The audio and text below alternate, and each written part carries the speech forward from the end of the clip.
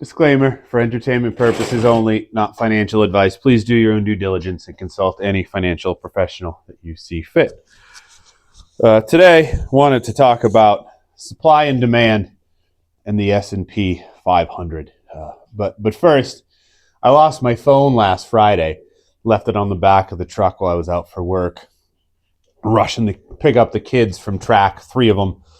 And I was going to be on time and had hands full, pulled out onto the road, getting onto the highway, and all of a sudden on my little digital screen, it popped up, please connect Bluetooth device. And I was like, oh, crap. So I tried to make a video with my work computer, which was that last one. And even for me, who doesn't really care about video quality and audio all that much, that was particularly bad. So thanks for everybody who's coming back after that one. But I got a new phone, came yesterday, 50 megapixel camera, replaced my 12 megapixel camera. So we'll see what we get. All right, so supply and demand in the S&P 500. I think that it is really interesting how different generations are pitched different ideas of opportunity, the American dream, how to achieve it, and all of those things. In the 50s, I think it was 1957, the S&P 500 was created. And at the time, a nice solid factory job was good, right? One income, you were doing pretty well. As time progressed, you moved into the 60s. It was office work. The 70s was more based around trade. 80s, it was office and middle management and the rise of California. 2000s, we had, tech and IT, and now we have some type of a gig economy.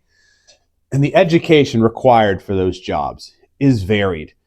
And the thing is, if you are early, right, on the demand side of that curve, you're going to do well, right? You're going to go from a farm job to a factory job, and you're going to have consistency for the first time in your life. You're not going to have to worry about the weather and hail and dry spells. And that's going to be an improvement, although I know factories were no walk in the park there. But if you're early on that supply side, you do well over a long period of time.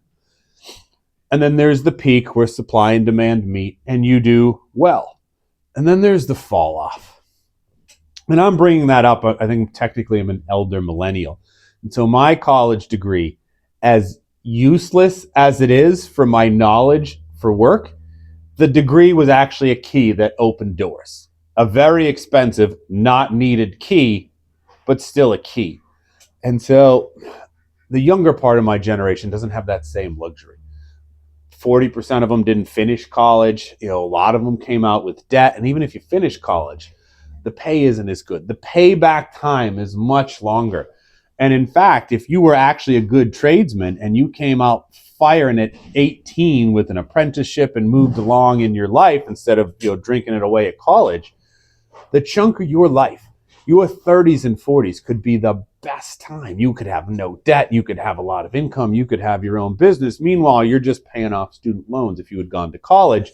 And maybe you make more money, but you don't have that until you're in your 50s and 60s when your body is getting ready to break down. And that always bothered me.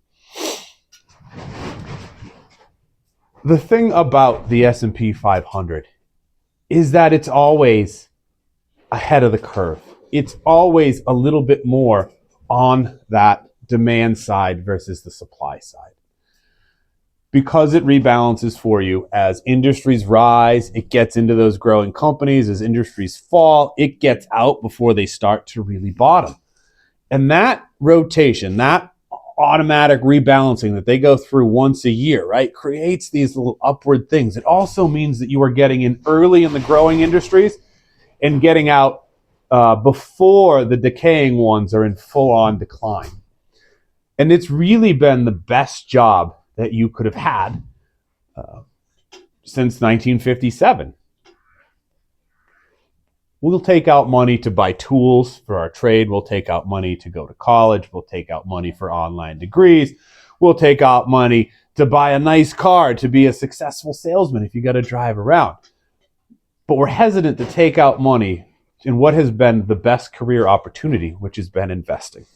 So how does this relate to a channel about income? And it's not that there haven't been incomes before.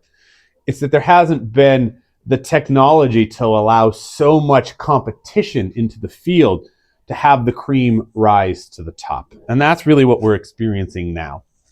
And it's why I do what I do. I just think that the technology has progressed to the point where there's competition, and these income funds on the S&P 500 are now really, really good, predictable, reliable, and they're competing with each other to get better and better and to lower fees.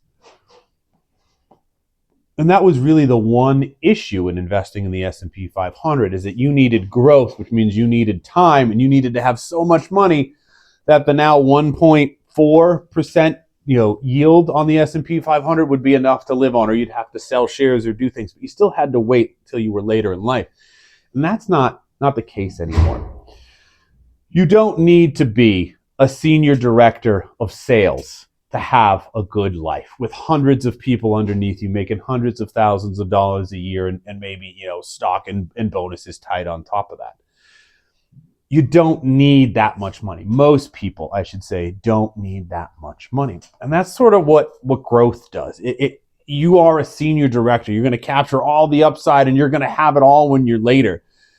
And what something like SPYI does from Neos is it allows you to be like a small team manager, a team lead, a team of 3 to 5 people underneath you. But you can keep that job for 50 years. And you don't have to show up to it.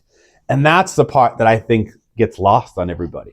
You had to go to trade school. You have to show up. You're crawling in attics and through murky, stone basements like the house that I first purchased when I got started. If you're in the trade, you have to go to the office and fight traffic and the rat race. Anybody who likes this, the carousel of progress, right? That's one of the sections. He's in something called the rat race, where you're sitting in traffic back and forth, leaving your home to go make money. SPYI gives everybody the opportunity to always be on the right side of supply and demand. And it also gives everybody an opportunity to make a consistent salary for 30, 40, 50 years.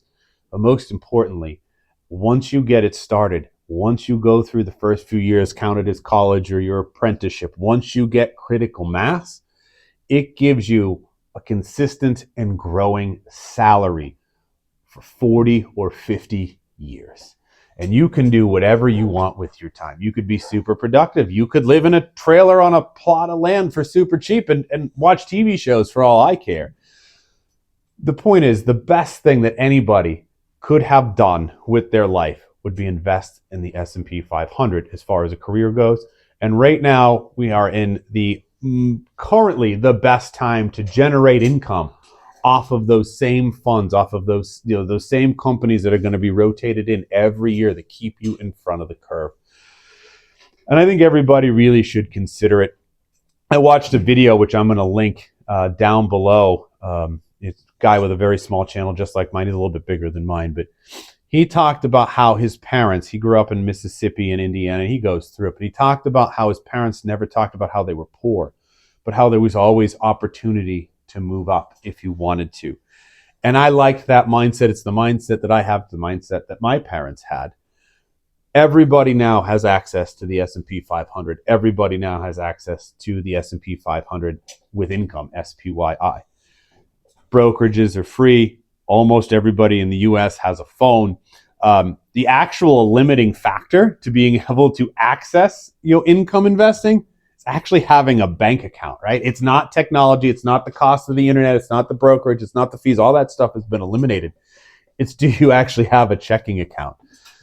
And I think that's pretty eye-opening. That means that with YouTube and a phone, you have access to what has been the most successful career for any regular people in the history of the world. And so that's what I wanted to talk about today, about supply and demand, about the changing evolution of careers, and how SPYI should be the number one thing that you do. It negates all of those up and downs. It takes care of it for you. It gives back your time. Do you want to go have a career outside of that? Absolutely, if you want to. Do you want to run a homestead? You can. It gives you your time back, and it allows you to generate that income. So thanks for coming back. Hopefully the picture quality is better. If you could like the video if you're new and subscribe to the channel, that would be awesome. Thank you and have a good day.